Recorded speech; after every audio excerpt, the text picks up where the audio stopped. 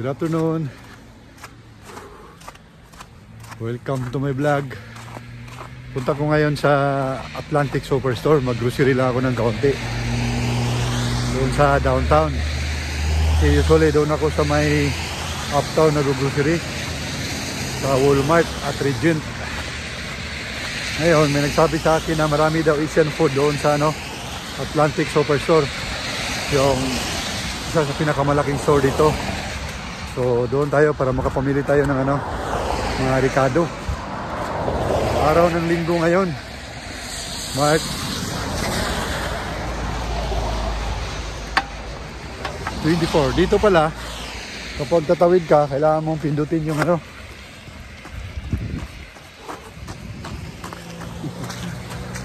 takbo tayo. Pero anyway, go naman tayo. Babait yung mga tao dito, mga Canadian. So, pag tumawid ka, kailangan mong pindutin yung pedestrian para mag-blink siya. Pag hindi, wala, tuloy-tuloy lang yung sasakyan. So ito yung sitwasyon ngayon, yung dinadaanan ko ito, mayroong gumagawa nito, yung maliit na bulldozer. Tapos yung sa gitna naman yung kalsada, yung malaking bulldozer para i-clear yung snow. Ayan. So ang oras ay alas 2 ng hapon. Maganda siya kasi yung araw ngayon, araw na to. Pero malamig talaga.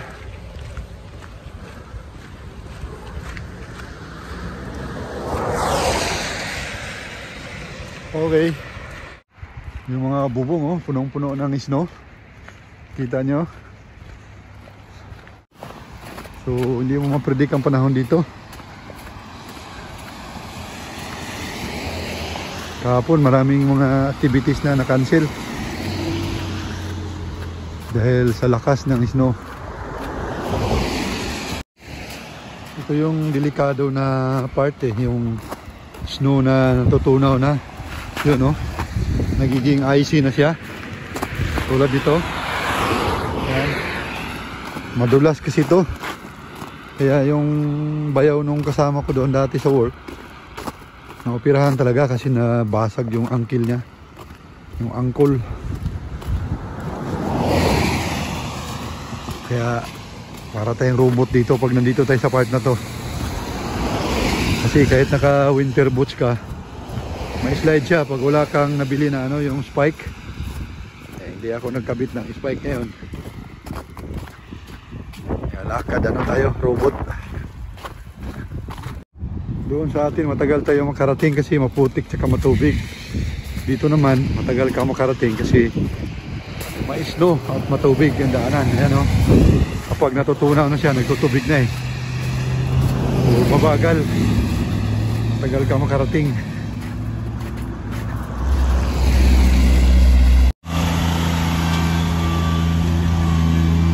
So yan yung naglilinis sa pedestrian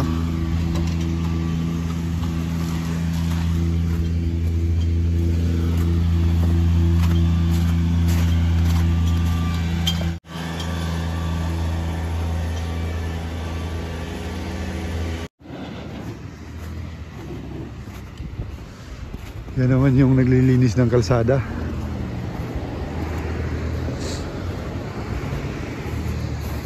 Yan dami na niyang natambak.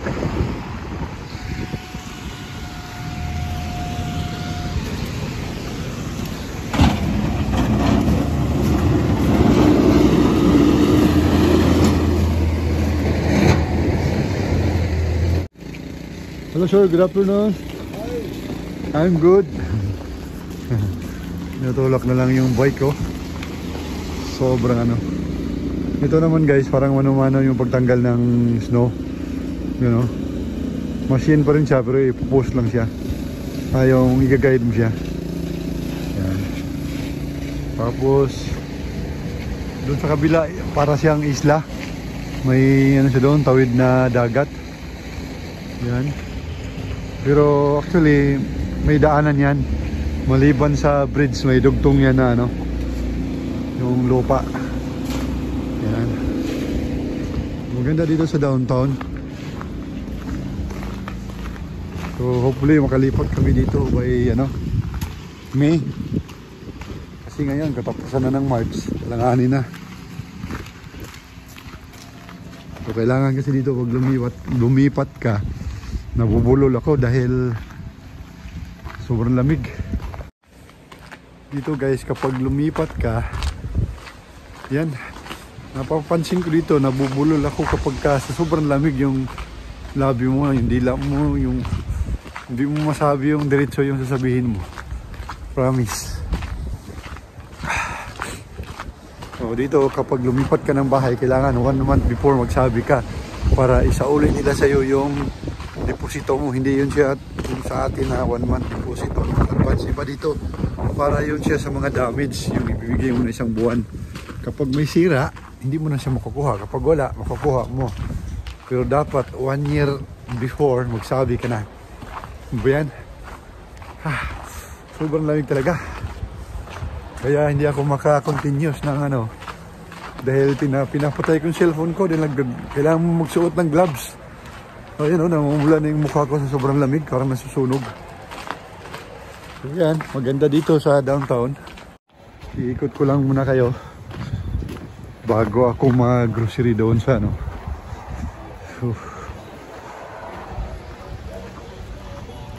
So, kung makalipat kami dito, mas maganda.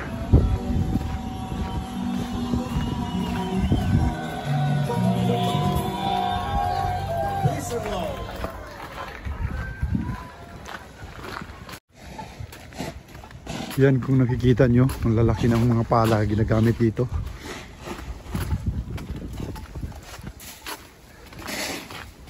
Hello, good afternoon.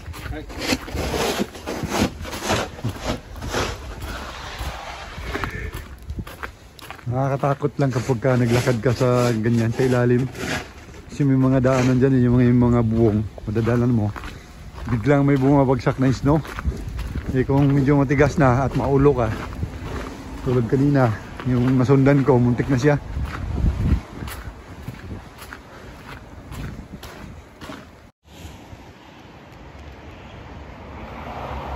New Brunswick Justice 1876, 1930. So gano'n na katanda yung building na yun siguro. Tapos yung katabi dito, ito yung parang City Hall. Ito, yung may flag na yan, yung parang simbahan. The Town Center. Yan.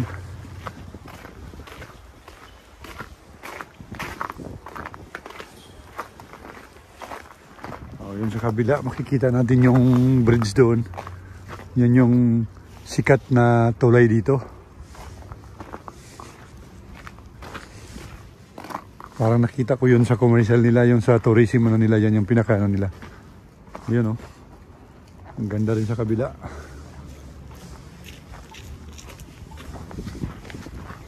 So, ikot tayo dito. Hinahanap ko yung Filipino restaurant dito, yung Viscount. Dito kami nag-dinner nung anak ko. So kailangan ko, ito na, nakita ko na, bilis lang. Yun Viscount Kitchen Pinoy Fiesta. Yan. Kaharap lang pala siya ng yung King's Place Shopping Center. Yan Viscount. Papasok tayo. Gabundok yung snow dito.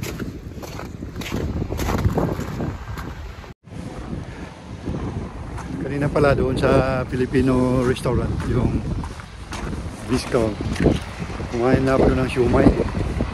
Sarap ng sauce. Namimiss ko yung Philippine style, yung spicy, bawang, tsaka chili oil.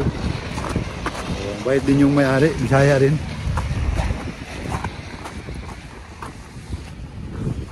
Yung gloves na yan may nahulog doon at nag-apply rin ako doon sa kanya part time. Binigyan naman niya ako ng oras. Thank you sir. Shoutout pala sa'yo. Buti bukas ito ngayon. Yung ibang store sarado, long holiday. Hanggang bukas daw ito. Sa atin kapag mahaba yung holiday, Friday yung tinatamaan. Dito Lunes yung kanyang Monday yung kanilang tinatamaan sa pakalaman nila sa holiday, yung long holiday. Okay, grocery lang tayo ng kaunti, tapos uwi na.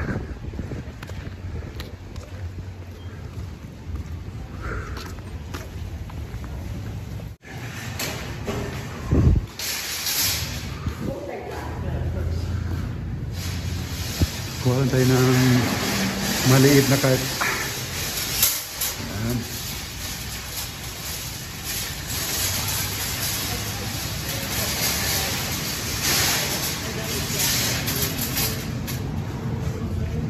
Hanapin natin yung Asian store. Ang laki nito eh. Ang lawak.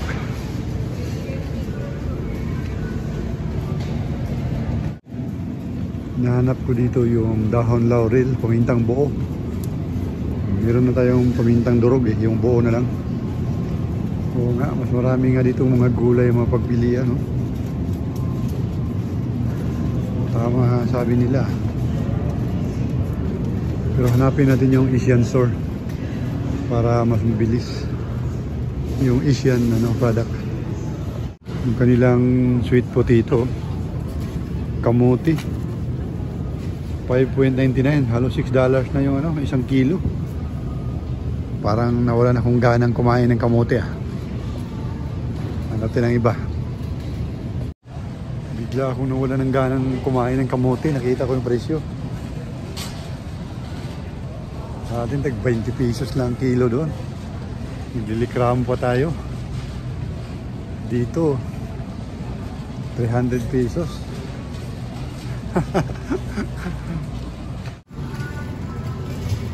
Saan na ba yung Asian product?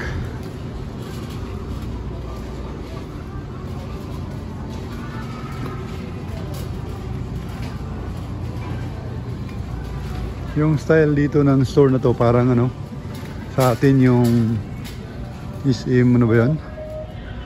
Parang dating Makro o yung SM Hypermart ba yun?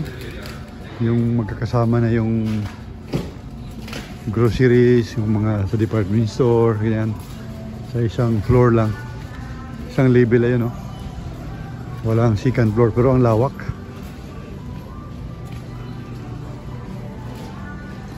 Teka, magtanong tayo.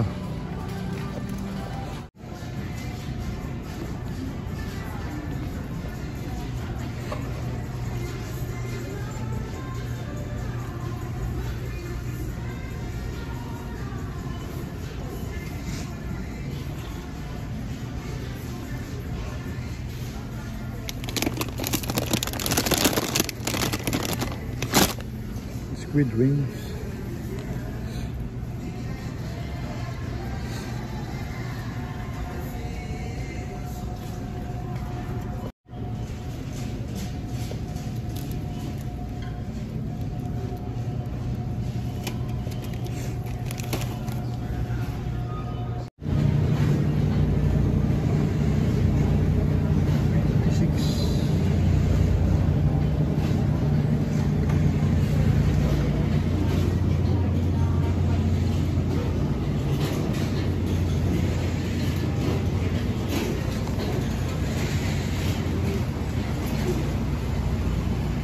Live lobster, $24, $98 per pound.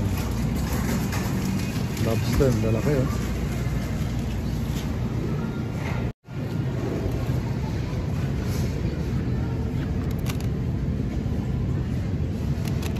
Cute ng kalabasa Dito may kamote rin. $2.49 per pound, so 1 kilo. $5 din.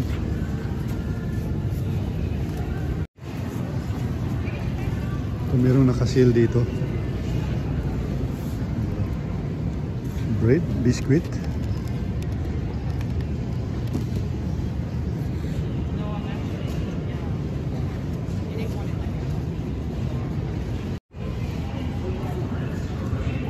Kala ko Salbaro.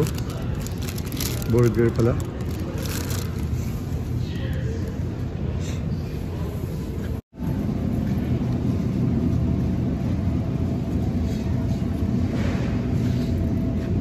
Bati sila oh. Fresh. $4.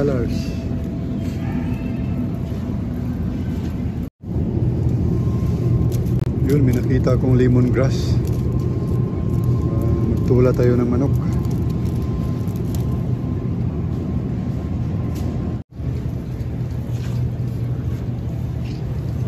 Hanap tayong panghalo sa tinulang manok. Sayote. Meron kaya? Kaya po kaya. Awanin. Awanin lakay. Wala talaga. Yun, may sayote ako nakita. $8.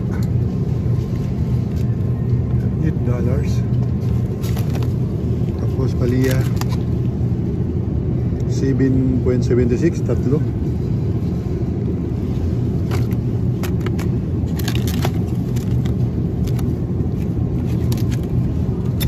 Hindi tayo. Wala tayo at magsalad. Tapos may okra rin dito. Yan. $6.98. Ang kaunti lang. Yung talong naman 7.21, kalahating kilo. Mahal talaga ng gulay dito. Mas mura pa yung karne. No choice.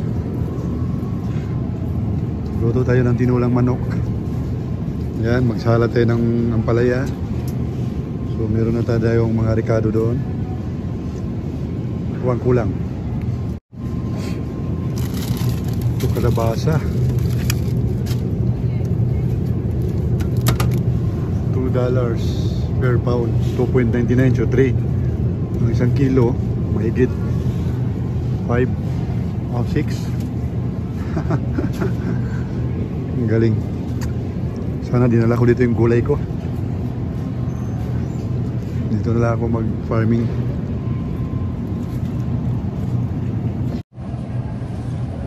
Parang masarap mag-farming dito ah. Ang mamahal ng gulay dito. Yun no? Carrots $4. Mga $2.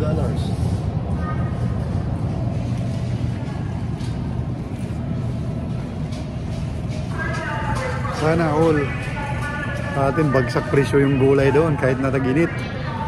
Pag magtagulan, ganun din. Okay, punta na tayo sa counter. Subukan natin yung style dito. Iba pa naman yung paraan nila. Ikaw yung magpa-punch. Honest lang, ikaw maglagay sa bag. Yung card mo, itapat mo lang. So kung cash naman, may counter naman nila.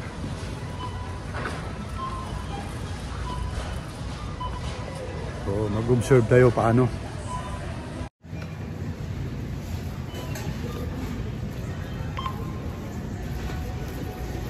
Ito, counter 25. Try natin.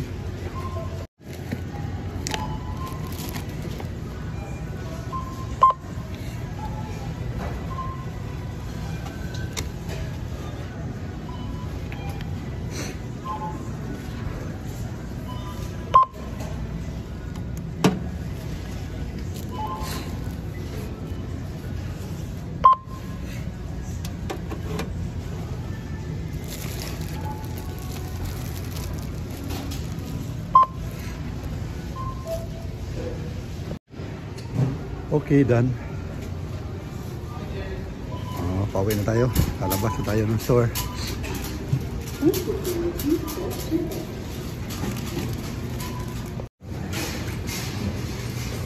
So, pauwi na tayo. Hanggang doon naman sa dulo, pwede itong ating cart. Ang gagawin ko, maglalakad lang ako. Hindi ako mag-taxi. Magandang exercise din. Dito lang napapansin ko ang pangit talaga kasi authorized kasi dito yung marijuana. Ayan o. Marijuana. Baho. Dati mabango yan, ngayon nababahoan na tayo niyan.